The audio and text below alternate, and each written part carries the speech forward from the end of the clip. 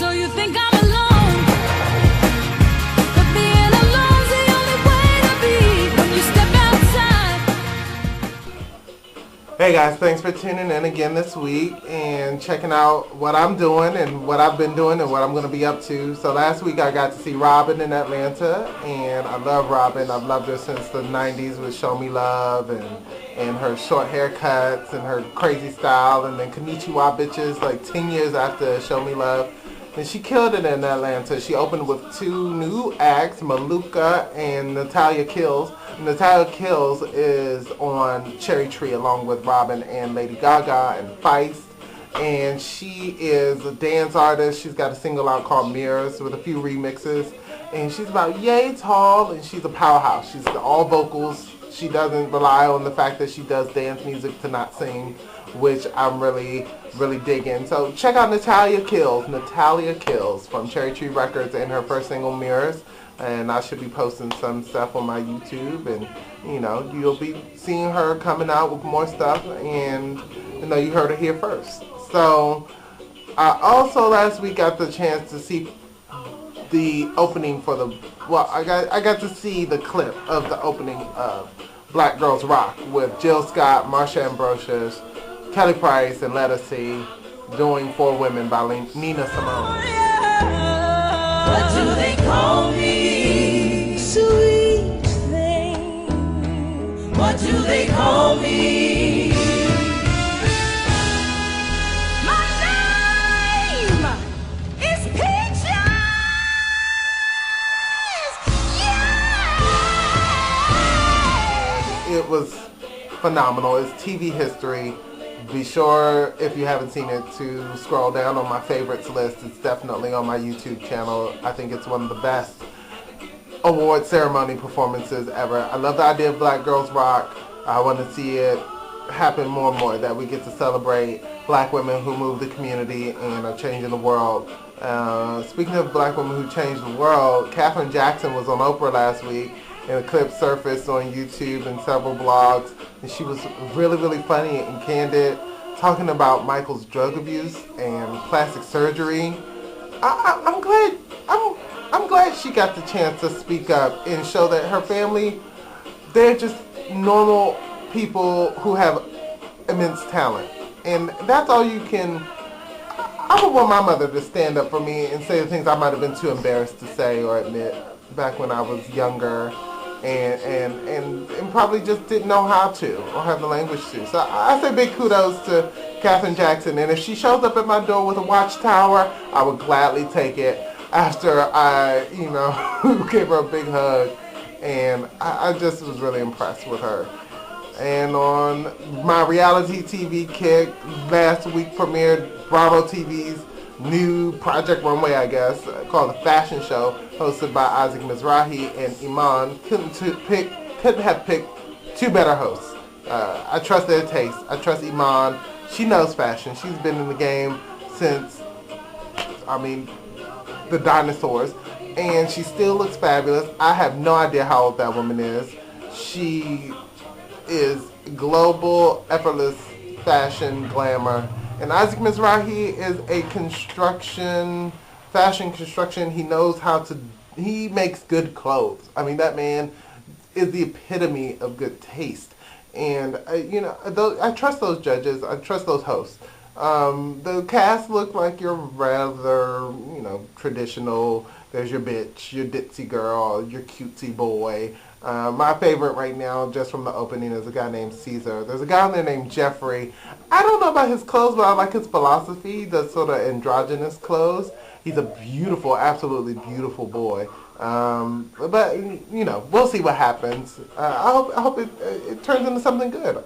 Also, on my reality TV kick, I didn't get to catch this, but it got me curious, so I fished around on the internet and found Lawrence from the Real Housewives of Atlanta.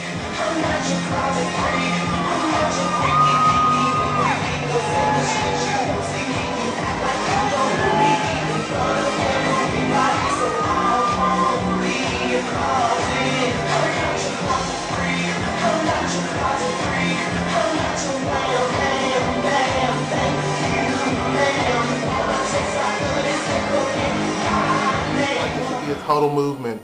All people who are sleeping with married men, if you're gay or you're straight and you're sleeping with a guy who's treating you less than somebody who should be, treated highly, then, tell him that. You're not going to be his closet freak anytime you want to hit it and get it. That's not it. But I have to give Lawrence a lot of credit for not only giving a good song, but Candy for figuring out to produce it, and hopefully she'll make some money off of this one, because she didn't make any from Tardy for the Party, but good for her. Move on.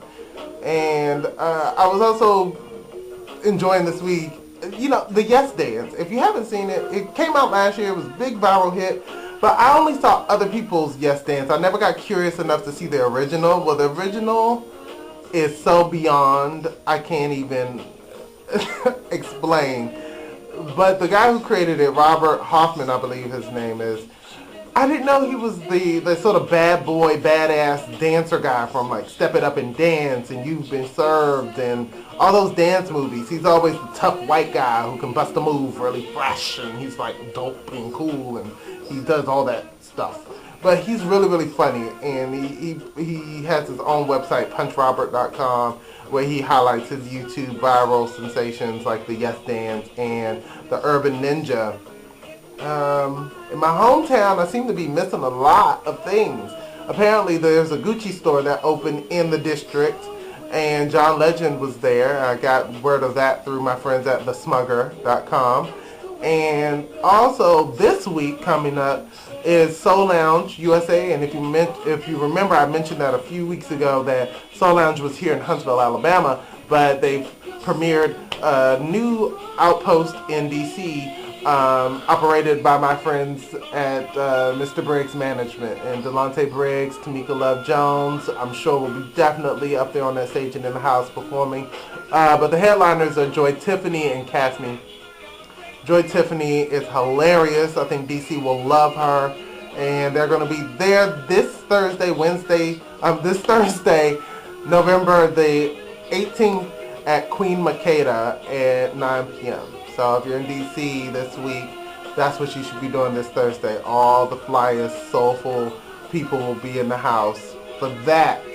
And if you have cable access, or probably just look around on the internet later this week, tomorrow, which is Wednesday, November 17th, Janelle Monáe is being interviewed by CeeLo for Fuse TV. And I can't wait to see that, because I believe CeeLo, there couldn't have been a better interviewer for Janelle Monáe. And I think it's really time that she shed that whole cloak of being, her character, and really voiced who she is, what she's all about. I mean, you get it through her art. If you don't get it, listen a little harder. But I really wanted to see the real Janelle Monáe, and I think it's going to be interesting to get the chance. And on the last note, right now, I'm totally feeling Rihanna. I don't care what anybody says about her hair looking like a drag queen. Look, honey, if you want to be famous, if you want to be a celebrity and you are a female, you have got to transform yourself into a drag queen. And trust me, the people will love you. It's worked for Beyonce. It's worked for Tina Turner. It's worked for Cher. They are women who have become drag queens, and in turn, drag queens have become them. If you can't become an icon, then you can't get my dollars. That's basically what we've always said. So I don't see why it should be any different for Rihanna. What's better about her to me is that she just sort of mixes in that island vibe, and she keeps it cold. She's really hot, and she moves, and she's sexy, and she's feminine. So I'm really feeling What's My Name. I hope it's a big success for her. And I'll be checking out more from Loud, and I hope you'll be checking me out on southerneccentricsociety.blogspot.com or setworker.blogspot.com or on Facebook, Rick Jones, or here on YouTube, Mr. RJPR. And look for big changes coming up for me very soon, as the Southern Eccentric is planning a big move. So, thanks for tuning in. See you. What's my name?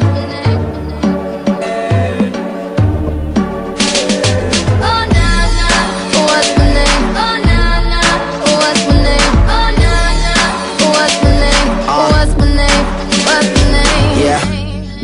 heard you good with them soft lips. Yeah, you know word of mouth. The square root of 69 is 8 something, right? Cause I've been trying